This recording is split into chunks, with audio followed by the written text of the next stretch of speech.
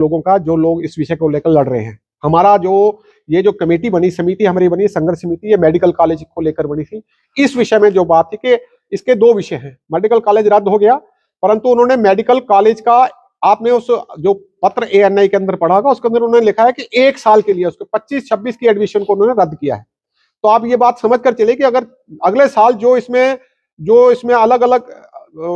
कमियां रही हैं उनको दूर किया जाएगा, और अब हमारी प्राथमिकता रहेगी कि इसके अंदर इसको मिनियाटी यूनिवर्सिटी बनाया जाए, ताकि इस माता वैष्णो देवी जो सा है वो हिंदू लोगों के सामर्थ्य से चलता है। उनको यही बात कह रहे थे कि ये लोग, वो जब पहले भी, आप समझिए मेरे, आपने देखा होगा विभिन्न लोगों का अलग अलग समय पर एक स्टेटमेंट आपके टीवी पर आप देखते रहे कि उनके अलग अलग लोग ये बातें कह रहे हैं, ये लोग अपनी उसके ऊपर काबिलियत के आधार पर लोग आए हैं। तो हमारा कहने का मतलब है, काबिलियत के आधार पर और बहुत से मेडिकल कॉलेज आप वहां भेजिए ना उनको।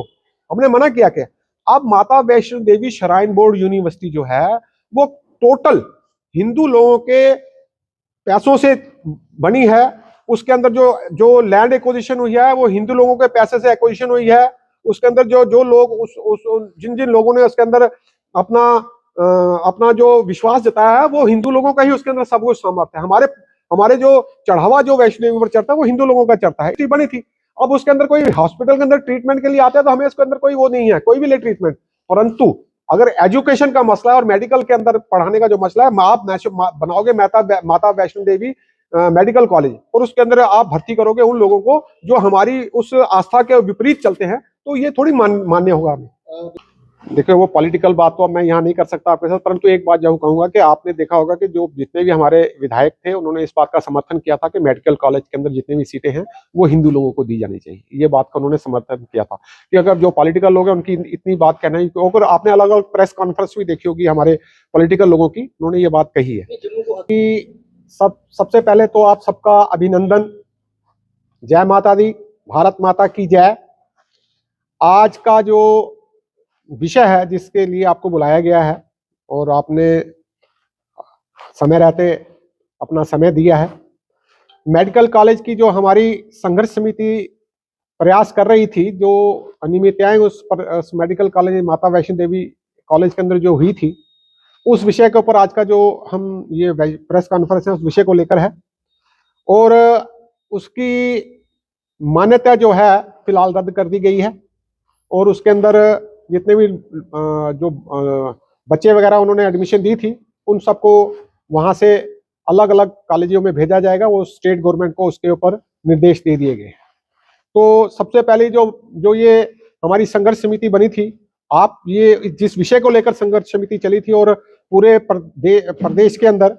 और अलग अलग डिस्ट्रिक्ट हेडक्वार्टर्स के अंदर जो संघर्ष समितियां बनी थी, उन्होंने जो संघर्ष शुरू किया था, आज समझिए कि उसका उसकी एक जीत के, मतलब पूरी जीत तो नहीं कह सकता मैं, क्योंकि अभी उसके अंदर बहुत से विषय ऐसे हैं जो अभी हमारे समक्ष आने हैं। परंतु अभी पहला विषय जो आया वो ये है कि उसकी मान्यता NMC ने, जो नेशनल मेडिकल काउंसिल है, उसने उसकी एक सी मान्यता रद्द कर दी है। उसके अंदर अभी वो कॉलेज के अंदर जो चीजें चाहिए थी उस कॉलेज के अंदर वह चीजें नहीं थी। और इस विषय को लेकर जो एक कमेटी दिल्ली से आई थी, उसने जो अपनी रिपोर्ट दी, उसके अंदर 6 तारीख को इसकी मान्यता जो है 6 तारीख से उसी दिन से ही रद्द कर दी गई। तो इस विषय को लेकर आज की डेट में जो संघर्ष समिति है वो आपके समक्ष है और उसकी मान्यता रद्द हो गई है। परंतु अभी ये जो संघर्ष समिति जो है, अब चूंकि हमने इसके अपने गांव में संघर्ष समिति का एक गठन किया था, छोटी छोटी समितियां पूरे गांव में डिस्ट्रिक्ट रियासी के बनाई थी, तो उनको भी हमने ये संदेश दिया है कि अब आप रुकिए, क्योंकि हम इस प्रयास में थे कि जो अगला संघर्ष समिति का जो कार्यक्रम होगा वो बड़ा व्यापक करने के हम प्रयास में थे। परंतु उस समय रहते सरकार ने इसको संज्ञान में लिया और इसकी जो मान्यता रद्द कर दी। तो इस विषय को लेकर आज का जो हम आप सबके समक्ष जो विषय हम रख रहे हैं वो ये है। परंतु ये कोई एक मात्र हमारा विजय का समझिए संपूर्ण वो मत नहीं है, क्योंकि हम चाहते हैं कि जो जम्मू के साथ जो भेदभाव होता है उन सभी बातों को लेकर अब ये आने वाले समय के अंदर उसका जो है वो एक डिसीजन लिया जाए कि जो जम्मू के अंदर अलग अलग विषयों का, खासकर नौकरियों में या मेडिकल सीट्स में, इंजीनियरिंग सीट्स में, नर्सिंग, उसके अंदर जो हमारे लोगों को जो छोड़ा जाता है, इन सब विषयों को लेकर जो हम चाहते हैं कि अब ये एक एक जो निर्णायक जो है समय आ गया है, इसके ऊपर पूर्ण निर्णय लिया जाए कि जम्मू की सीटों को दिया, जम्मू के लोगों को दिया जाए। मैं आपके समक्ष बात रखना चाहता हूं। नंबर एक तो यह है कि मेडिकल कॉलेज, चूंकि सरकार का यह डिसीजन था कि हर एक डिस्ट्रिक्ट के अंदर एक मेडिकल कॉलेज दिया जाएगा, तो अब हम समझते हैं कि रियासी के अंदर पर्याप्त जगह है, रियासी जो हॉस्पिटल है उसके अंदर एक पर्याप्त स्थान है, वहां पर मेडिकल कॉलेज शुरू किया जाए और उसको एक मेडिकल जीएमसी रियासी का दर्जा दिया जाए, वहां पर जीएमसी जो है वह बनाया जाए। और जो नर्सिंग कॉलेज यहाँ पर बना है, उस नर्सिंग कॉलेज के अंदर भी ये प्राथमिकता होनी चाहिए कि यहाँ के लोगों को ही वहां पर उसमें जो सीटें मिलनी चाहिए। यहाँ पर हमारी बच्चियां जो है, हमारे लोग जो है पढ़े लिखे लोग हैं, वो अभी खाली हैं, उनके पास कोई नौकरी नहीं है या उनके पास कोई ट्रेनिंग वगैरह का या कोई साधन नहीं है, तो लोकल को जो है और साथ में डिस्ट्रिक्ट रियासी के लोगों को इसलिए उसमें स्थान मिलना चाहिए। सरकार का प्राथमिकता भी यही थी कि डिस्ट्रिक्ट वाइज मेडिकल कॉलेज बनाने से एक तो वहां पर जो मेडिकल सुविधा है वो सभी लोगों को डिस्ट्रिक्ट के अंदर ही मिल जाए, दूसरा वहां पर जो पढ़ाई का सिस्टम है, मेडिकल की पढ़ाई का जो सिस्टम है वहां के लोकल लोगों को दिया जाए, ऐसा हमारी सोच है। तो आने वाले समय में हम चाहते हैं कि इसको मेडिकल का दर्जा दिया जाए, इस रियासी हॉस्पिटल को मेडिकल कॉलेज का दर्जा दिया जाए, और ताकि आने वाले समय में यहाँ पर मेडिकल सुविधा और अच्छी बने। नर्सिंग स्टाफ जो नर्सिंग कॉलेज है उसके अंदर भी डिस्ट्रिक्ट रियासी को प्रेफरेंस मिलनी चाहिए, जो आज तक नहीं है। और इसके साथ साथ चूंकि अब प्रदेश के अंदर ऐसा माहौल है कि जम्मू वालों को पहले से इग्नोर किया गया, और हमारे जम्मू के अंदर जो लोग हमारे कभी भी सरकार में रहते हैं वो हमारे से एक स्टेप मदर ट्रीटमेंट करते हैं हमारे लोगों से। अब उनको चाहे आप जयचंद कहिए, जो कुछ मर्जी कहिए। आपने देखा होगा पिछले दिनों में फुटबॉल की टीम गई थी, फुटबॉल की टीम के अंदर जम्मू के समझो नहीं के बराबर खिलाड़ी से नहीं थे। अब क्रिकेट की टीम गई, उसके अंदर 3 लोग थे। मैं आपके समझ ये बातें इसलिए रख रहा हूं क्योंकि जो कश्मीर रीजन के लोग हैं उनका एक 1 पॉइंट प्रोग्राम है कि अपने लोगों का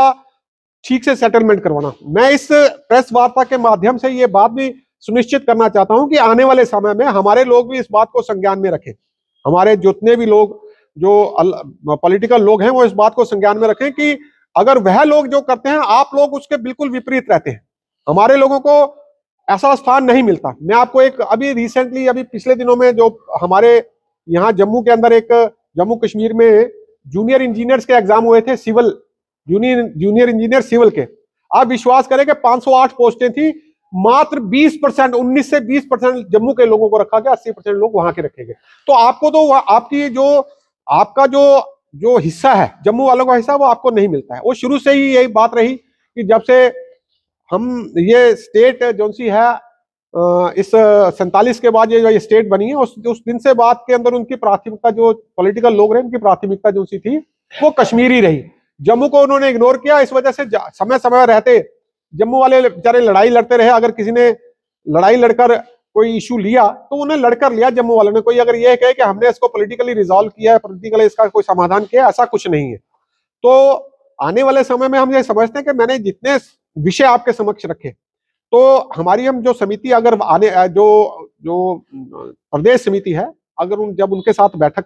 होती है तो हम ये विषय जरूर रखेंगे कि चूंकि हमारे साथ तो जो सा भेदभाव होता रहा है, ये भेदभाव भी खत्म हो, ताकि हमारी सीटें अलग की जाए, उनकी अलग नहीं है। हमारे जो पढ़े लिखे बच्चे हैं, जो इंटेलिजेंट बच्चे हैं, जो खेल में अच्छे बच्चे हैं, उनको भी अपना टैलेंट दिखाने का मौका मिले। आप उनको भेजते हैं, पहले मैच के अंदर हार के वे लोग आ जाते हैं, और हमारे लोगों को ऐसा स्थान नहीं मिल पाया।